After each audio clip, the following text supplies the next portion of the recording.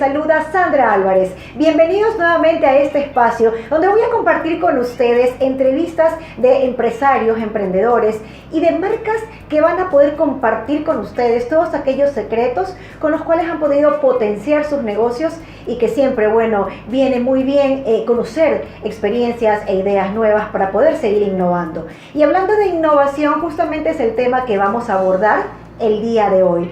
Quiero presentarles a mi entrevistado. Tenemos al doctor Jorge Sanabria, director general de la clínica Dr. Pet.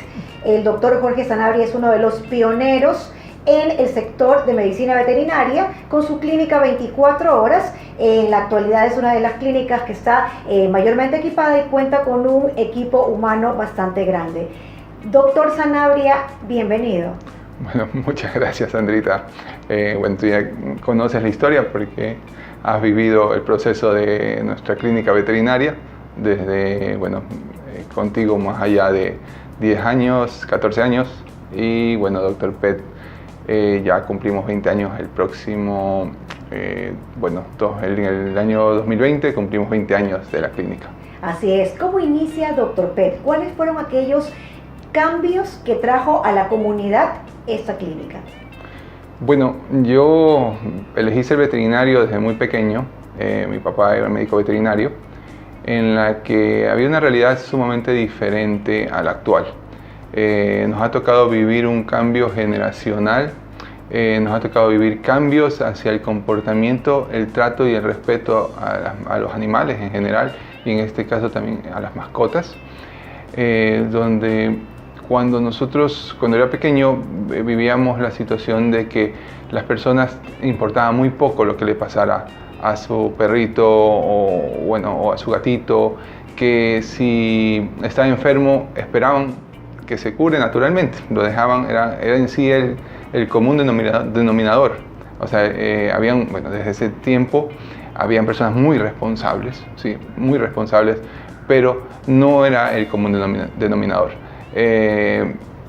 Mi papá tenía su consultorio veterinario donde atendía a las personas que de verdad se preocupaban por sus mascotas en ese tiempo y donde buscaban un diagnóstico, pero no había quizás el interés de llegar más allá de lo que pasaba, sino solo esperar que el médico clínico, por su ojo clínico, resuelva un problema.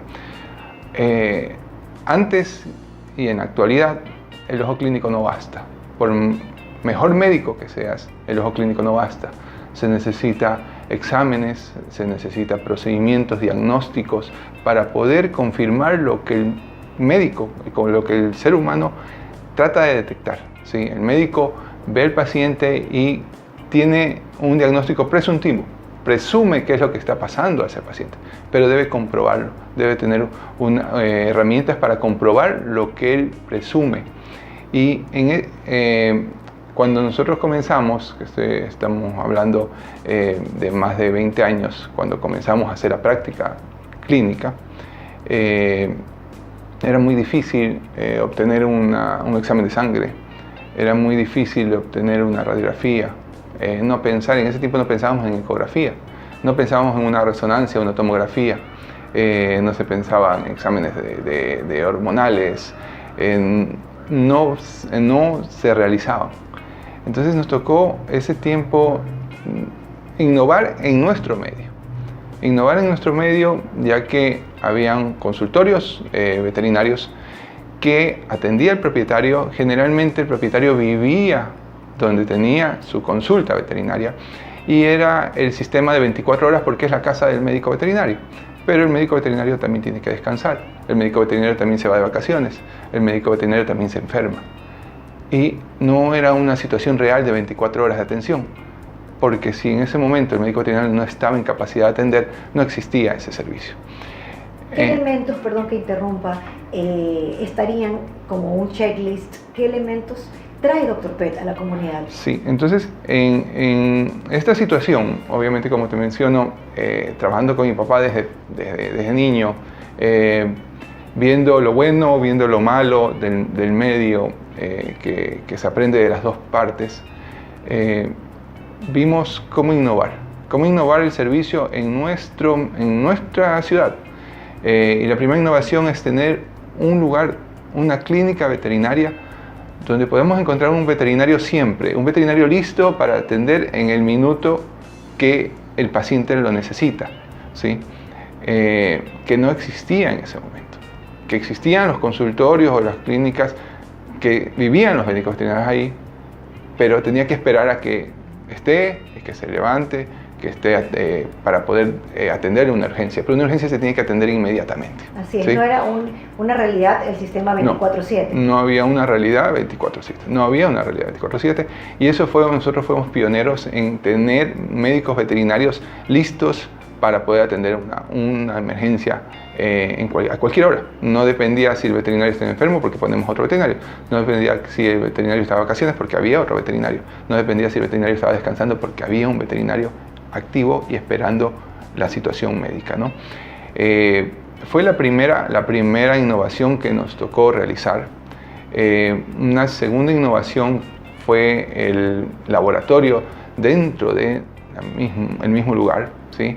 En la que ya comenzamos a hacer pruebas de laboratorio, pero teníamos que terciarizarlas, llevarlas a un laboratorio externo y que en su primera instancia comenzamos con laboratorios humanos, ¿no? Ya después hubieron laboratorios veterinarios, pero ya nos vimos en la necesidad de implementar resultados a tiempo real, ¿sí? A tiempo real, que quiere decir que nos traen una muestra y tenemos que estar dentro de las primeras 24 horas con los resultados. Y eso lo podemos hacer en la mayoría de las pruebas. Muchas pruebas las hacemos 10 minutos después de tomar la muestra. Entonces son situaciones que no existían y también innovamos en ese lado. Innovamos también en lo que es equipo de radiología. Innovamos al tener el primer equipo digitalizado, ¿sí? Dentro de la clínica. También logramos innovación de tener un ecógrafo Doppler de color, realizando pruebas ya cardiológicas. Fuimos los primeros en tener los equipos. La innovación viene tanto en la tecnología como en el sistema de atención, entonces, es lo que brinda Dr. Pet. Una pregunta que ya va más allá de lo que trae Dr. Pet a la comunidad.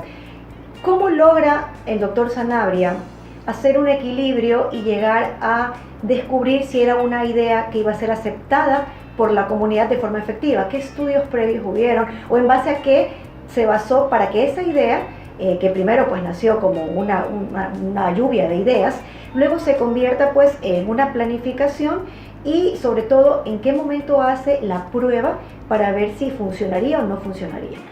Bueno, es un poco chistoso lo que te voy a comentar, ya que las personas que se dedican a esto dirían que estoy sumamente equivocado, pero es la realidad.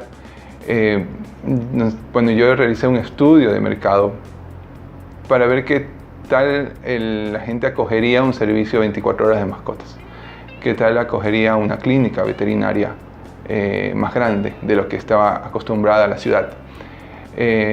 Y me acuerdo claramente que el 3% estaba dispuesto a, y el 97% que no le interesaba, que tenían a su médico que iba a visitar domicilio y que no le interesaba. Obviamente los resultados fueron desastrosos frente a un estudio de mercado, un estudio de negocio, pero es la confianza y es la pasión y el querer hacer. Cuando yo a mi padre le propuse juntarnos para hacer una clínica 24 horas, él en ningún segundo dudó en lo que queríamos, en lo que estaba proyectando. Y fue eso que me dio totalmente la confianza y la apertura para seguir con el proyecto. Y fue obviamente duro al principio, pero gracias a Dios comenzamos 4 médicos para tener el proyecto de 24 horas y rotarnos horarios extensos, pero lo hacíamos. Y hoy por hoy tenemos ya 24 médicos veterinarios con una clínica con diferentes especialidades y servicios. Como mencionabas, los equipos no son lo que hacen la innovación o la especialidad, es la preparación del equipo humano, ¿sí? Tenemos los médicos veterinarios que se han ido especializando. La especialidad es clínica interna de mascotas, pero hay la subespecialidad, como tenemos la oftalmología, la cardiología, la dermatología, la nefrología, la parte del laboratorio clínico, la parte de imágenes, la traumatología, neurología. Entonces, son muchos espacios que se seguirán abriendo porque ya nuestra ciudad es una ciudad que exige estos servicios. Y nosotros como Dr. Pet nos hemos comprometido a ir mejorando y cada vez innovando e implementando los servicios que quieren los propietarios de sus mascotas. Ha habido un cambio positivo a nivel sociedad. Nosotros, se puede decir, no solamente en la ciudad de Guayaquil, sino a nivel Ecuador, hay una conciencia de mayor cuidado y mayor responsabilidad con las mascotas. ¿Cómo cree usted, doctor, que todos estos cambios han sido positivos para mejorar la calidad de vida de las mascotas? ¿Cómo influye la innovación a que sus vidas, y no solamente de las mascotas que están en casa, sino también de las mascotas pues que obviamente son rescatadas? ¿Cómo la innovación ha podido ayudar a mejorar sus vidas? Bueno, más que la innovación es la globalización de la comunicación, en la que ha ayudado mucho a las personas. Me acuerdo cuando recién teníamos cable o había el internet que demoraba 1 hora para bajar una página.